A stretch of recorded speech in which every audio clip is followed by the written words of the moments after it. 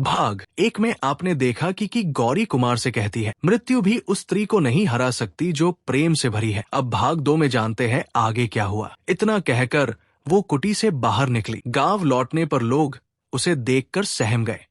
उसकी आंखों में अब भय नहीं, बल्कि एक निर्णय था। वो अगले 3 दिन मंदिर में मौन रही।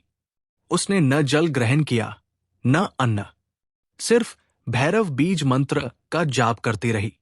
चौथे दिन जब उसने मठ के प्राचीन शास्त्रों को खंगाला तो उसे एक उल्लेख मिला।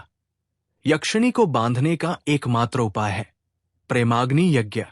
उसमें साधक अपनी आत्मा को बलिदान नहीं, समर्पित करता है, तब यक्षिणी का बंधन भंग हो सकता है। पर उस यज्ञ के लिए चाहिए था वही स्थान जहां यक्षिणी का प्रथम आह्वान हुआ था, अर्थात कालभैरव कुटी। गौरी ने निर्णय लिया। अगली अमावस्या तक उसने तैयारी शुरू कर दी। भैरव की मूर्ति, तिल का दीपक, रुद्राक्ष और चंपा के पुष्प।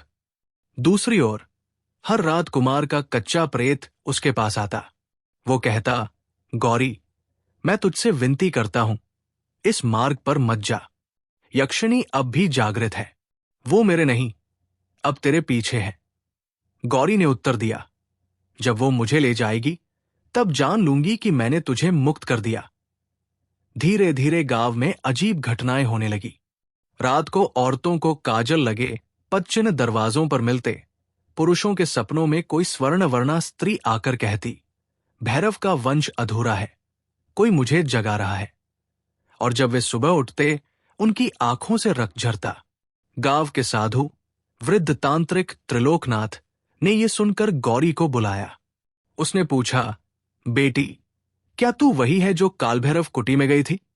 गौरी ने सिर झुकाया, हां महाराज। त्रिलोकनाथ ने श्वास रोकी और बोला, तूने यक्षिणी के चक्र को जगा दिया है। अब केवल एक उपाय है, या तो तू स्वयं उसके समक्ष समर्पित हो या फिर गांव विनाश को प्राप्त होगा। गौरी ने बिना भय के उत्तर दिया, तो मैं समर्पित हो जाऊंगी, पर अपने प्रेमी को साथ लेकर। अमावस्या आई। आकाश में तारे बुझ चुके थे और हवा में वही गंध थी, कस्तूरी और चंपा की। गौरी ने कुटी में प्रवेश किया। अब वहां वृद्धघनाथ की हड्डियां राख बन चुकी थी, पर यंत्र अब भी धुंधला चमक रहा था।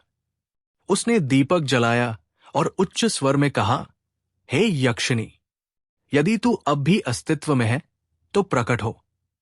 मैं वही हूं जिसने तेरे साधक को प्रेम दिया था। वातावरण कांप उठा, दीवारें हिलने लगी और भूमि से धुआं उठा।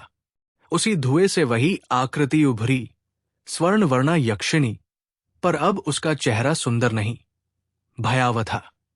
आंखों से धुएं की लपटें उठ रही थी। फिर से तू, उसने दहाड़ा। क्या मानव स्त्री मेरे लोक में दोबारा पांव रख सकती है?